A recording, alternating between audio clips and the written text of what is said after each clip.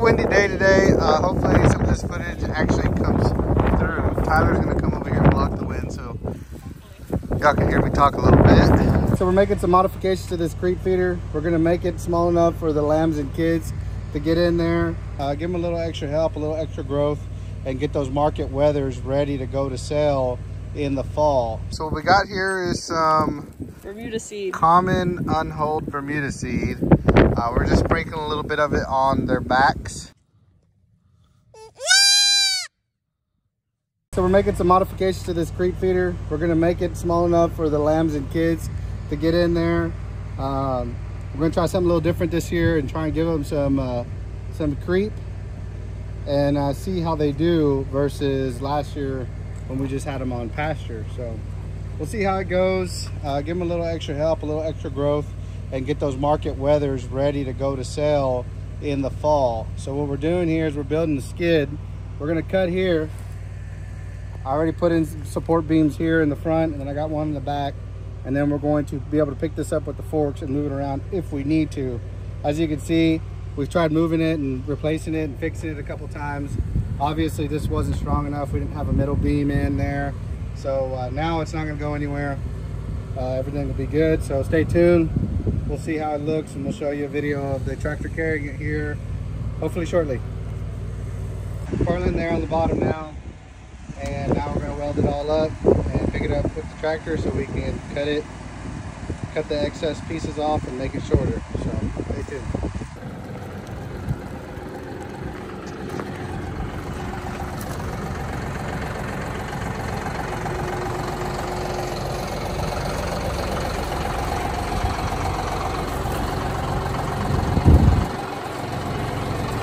Went ahead and took the torch and cut off a bunch of stuff to it, but now it's just going to sit on the ground on these two skids, and over time if we need to we can always put it up on center blocks so that as they get bigger they can still eat from it. But I think it's about a 500-pound creep feeder, so we'll see how she does.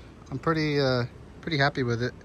We do need to make a patch over here in the back. This is kind of how we hooked it up back here, but there is a little rusted out spot. I have something to put there, I just gotta find it. That's always the key, is finding where you put things. But yeah, overall you can see where it was on. It is cut off now and that's just gonna sit on the ground.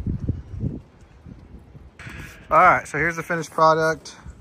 We have the skids on, we have some paneling on. Goats will be able to get in there, and also up in here at the front end. What we ended up doing, as you can see, is we drilled holes. So if we want to take it off, for one, we can take it off.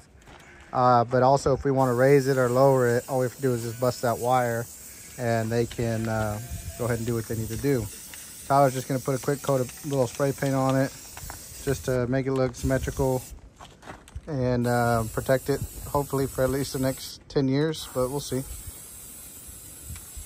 But yeah, just an old calf creep feeder we're gonna turn into baby goat creep.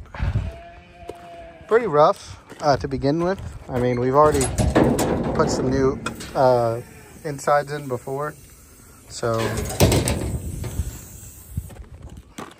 yeah. All right, so we just rattle canned it real quick. It's two different colors. We really don't care, but we wanted to really just get the stuff that's gonna be on the ground. Obviously, we're gonna fix that probably next time we move it. But yeah, functioning again.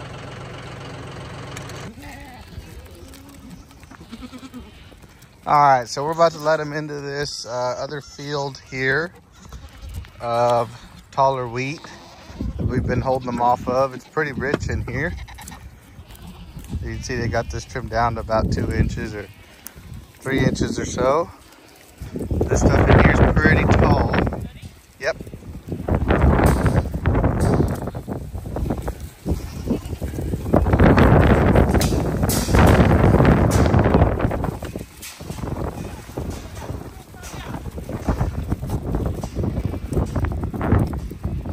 It's a pretty windy day today. Hopefully some of this footage actually comes Tyler's gonna come over here and block the wind so y'all can hear me talk a little bit.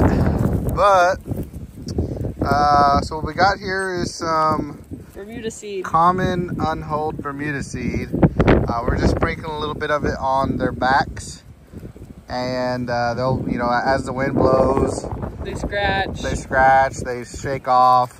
It'll come off their backs and it'll spread throughout this pasture and wherever else they're going to go today.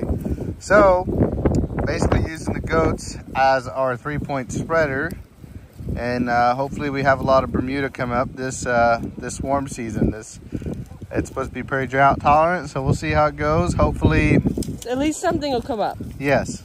So we've kind of, last year we didn't graze the wheat down enough, and throughout the warmer season, some of our warm season grasses didn't come up because the wheat was too tall, and where we had the wheat, there was too many stumps and sticks to go in there and shred it down. So this year we're definitely going to, I guess you could say, overgraze this wheat a little bit, so that way when the rain does come and the sun does start shining and we have those warmer days, we actually get some of this warm season grass to come up here at the home property. But we're going to use the goats and the sheep and the horses to kind of cut everything down pretty good, and then they'll move to all the lease properties with the electric fence while all this warm season stuff comes up. So, and then we'll wean kids, and we'll bring the kids back home and leave the nannies and the billies at the lease pastures. So we'll see if Tyler can kind of get some video, or I'll get the video of Tyler spreading it on some of their backs if we can get close enough to them. So here's Tyler's La Mancha doe. She's gonna sprinkle it on some of her back. So this stuff's about $6 a pound. So we got, blowing in the wind. we can even use the dogs to spread some of this. She doesn't have such a long coat, so. So Tyler's over there spreading some seed just by hand. We do have a 3-point spreader that we will use in here for the good Bermuda. We got what's called a Buckaroo blend of Bermuda. Every year we try something different. Hopefully you guys can hear me on this wind. But every year we're trying something different. You know, this last year we told you kind of what happened. We kind of did spread a little bit, but you can see how windy it is. Look at that. About 15, 20 mile an hour winds, maybe even up to 25 and some blow-bys. So something else I wanted to touch on is it's super important to be able to have some pasture with green grass or green forage for these nannies that have babies to be on, to kind of get the proper nutrition. I mean, you can feed them all the feed you want, you can get them all the mineral you want, you can get them all the hay you want, but nothing's going to beat this fresh green wheat. There's some clover in here. There's some old what do you call it, turnips in there. So all this green stuff, you can't beat it. You can feed them all you want, but this is what they need. And it's a little tricky, right? Because if you're kidding in March like we are, which is perfect time, we believe, it's kind of that limbo period of, you know, good stuff coming up, the growing season coming, and then the dead season of the winter. So you kind of have to plan, you know, back in the fall, early fall, okay, what do I need to have in March so these mamas have some good food, good groceries. Sometimes she gives us twin nanny kids every year. We actually have her mother, and we have three sets of her daughters. She has been a nanny producer, or a twin producer, I guess you could say. The male that you're breeding always determines the sex of the baby. So she's been a twin producer, but she is a bloodline that we carry, but from a different ranch other than the heifer's genetic. And it kind of goes back to saying, you know, we've said it before about how everybody else's variation of that bloodline, you just don't know what you're going to get. I mean, there's no consistency. I'm not saying she's a bad nanny. She's one of our best nannies, but that's the beauty of, you know, with the heifer genetic, the line breeding of, you know, 3 decades. You know what you're going to get, color, conformation, everything. But then you have nannies like this from other variations of the bloodline. They come out white, orange, you know, all different types of colors. I'm trying to cup it with my hand.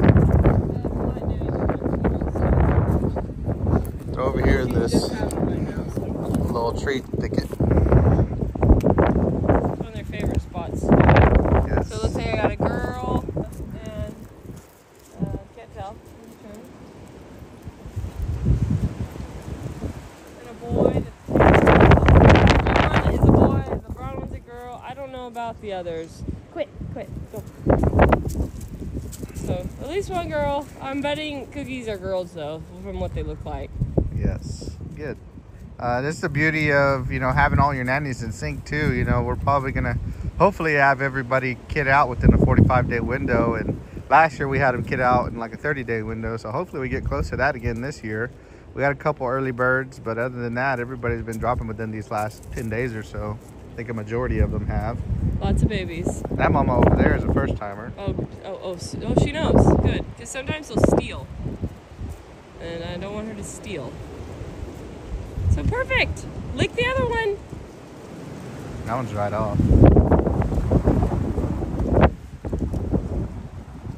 Very windy. Very windy day. Hoping this footage is good. It's probably not. You're gonna have to mute it. The wind is a little unbearable today.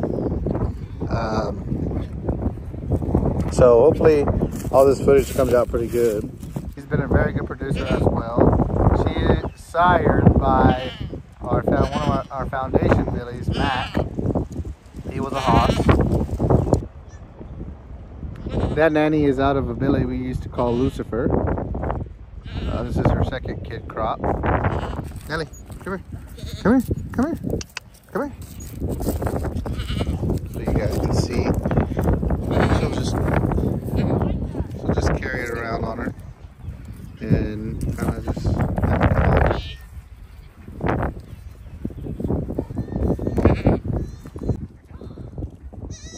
Tyler's trying to get the ear tag of a nanny of his kids we just tagged. It is that nanny right there with the paint on her side. I think Tyler's gonna get it using the big camera.